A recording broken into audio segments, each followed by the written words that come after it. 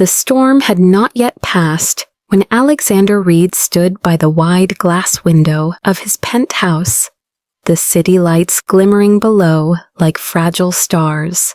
His reflection stared back at him, sharp suit, weary eyes, and a silence that seemed to echo louder than thunder. The envelope on the table behind him might as well have been a bomb. Inside it, truth, or perhaps the end of one. Alexander had always thought he could control everything. Deals, empires, people.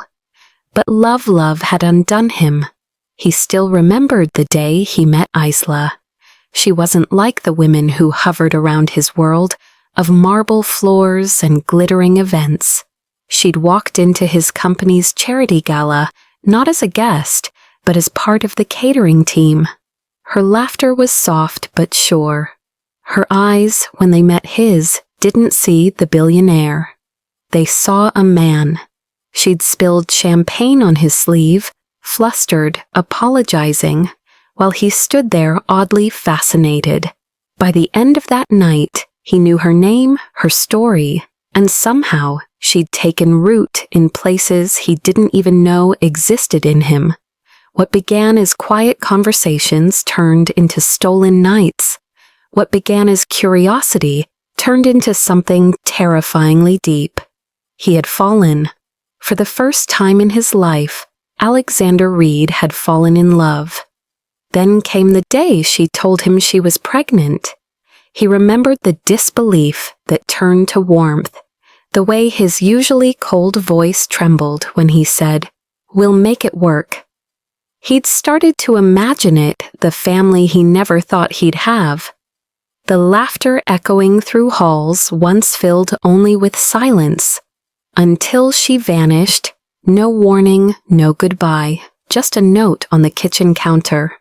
"I can't do this. The baby isn't yours." That sentence had torn through him like glass. He'd read it again and again, his mind refusing to accept it. Isla wouldn't do this. She couldn't. He'd tried to find her, hired investigators, called hospitals, even asked her friends. No one knew where she'd gone. For months, he drowned himself in work, telling himself it was better this way. But at night, the silence always brought her back. 2 years later, fate brought her to his doorstep. It was a rainy afternoon when she appeared at the gate of his mansion, holding a small boy's hand. The child looked barely 3, with eyes the color of the sea before a storm his mother's eyes. "Alexander," she whispered, her voice breaking. "I didn't come here to ask for anything. I just thought, you should know he's alive and well." He didn't respond. His chest tightened, words caught somewhere between anger and ache. He looked at the boy, then at her. "Why now, Isla? Why after everything?" "Because I owe you the truth," she said, her gaze falling. "But you might wish I hadn't." That night, the world shifted again. He agreed to a DNA test not because he believed her, but because he needed the truth to breathe again. And now that truth sat inside the envelope on his table. His lawyer had called earlier, voice hesitant. "The results are ready, Mr. Reed." He hadn't opened it yet, maybe because some part of him still feared it would destroy what little of him remained. Behind him, his assistant's voice came through the intercom. "Sir, Ms. Isla and the child are here." He exhaled, his hand brushing over the letter once more, before he turned toward the door. When Isla entered the room, she was different, thinner, quieter, her eyes carrying the weight of years. The little boy clung to her leg, peeking up at Alexander with innocent curiosity. "Hi," Isla said softly. He nodded, his tone careful. "You came for the results." She swallowed. "Yes."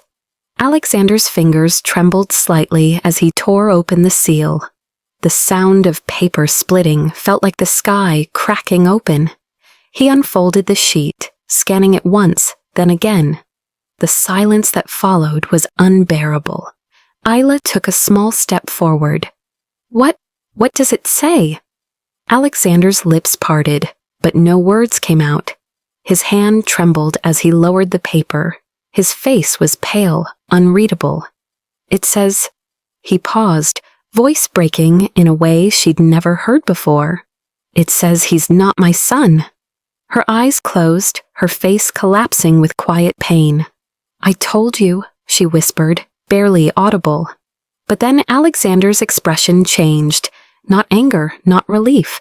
Something else, something deeper, rawer.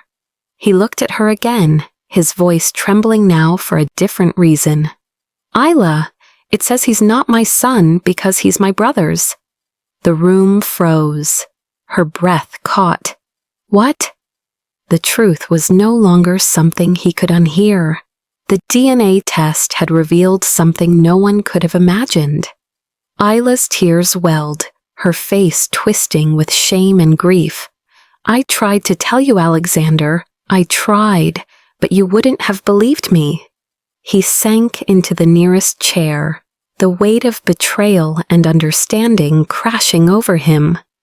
His younger brother, Ethan, the one who died 2 years ago in a car accident, had always been reckless, charming, the opposite of Alexander's controlled world. He'd loved Isla once too, and now the child, this small, quiet boy, clutching Isla's hand, was the last living piece of his brother. Alexander's throat tightened. He looked at the boy again, who met his gaze with shy curiosity. He felt tears rise, uninvited, unstoppable. The truth was too painful to bear. For a long moment, no one spoke. The city lights flickered through the window, illuminating the stillness between them. Isla's tears fell soundlessly, and the child looked up, confused by the tension that filled the air.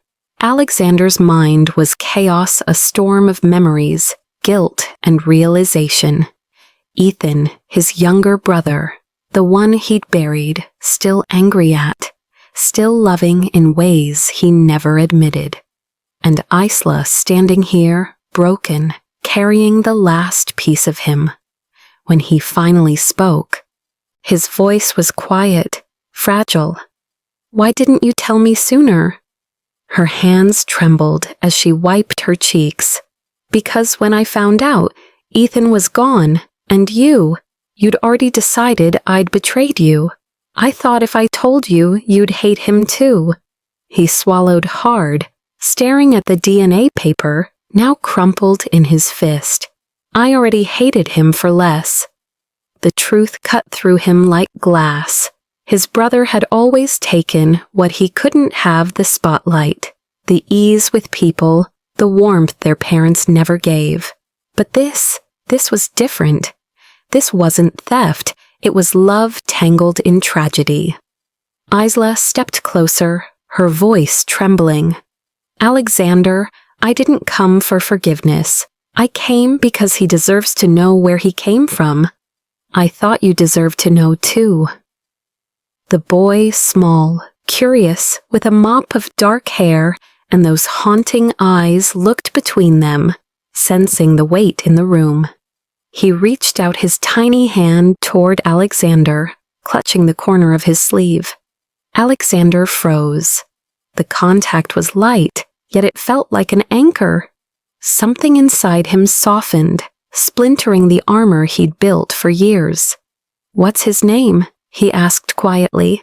Liam, she said. Ethan chose it before he was gone. Alexander nodded slowly, his eyes glassy. He knelt, bringing himself level with the boy. Hi, Liam. The child blinked, then offered a shy smile. Hi. It was such a simple word, but it cracked something open inside Alexander. For the first time in years, he felt warmth, not joy, but the aching kind that comes with remembering you're still human. He turned back to Isla. You should stay here, both of you, at least until you figure out what's next. She shook her head quickly. Alexander, I don't want your pity. It's not pity, he said, steady now. It's what Ethan would have wanted. And maybe what I need. Her eyes softened. You really mean that? He nodded.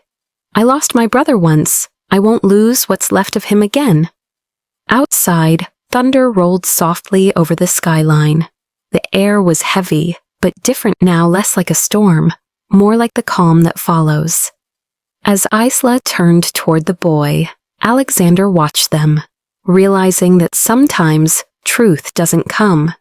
To destroy, it comes to rebuild. Painfully, quietly, but honestly. He stood there, one hand resting on the child's shoulder, the other holding the crumpled DNA paper. It no longer felt like a weapon, it felt like closure. And in that fragile silence, the billionaire who once thought he could control everything, finally understood what it meant to surrender to life, to love, to forgiveness.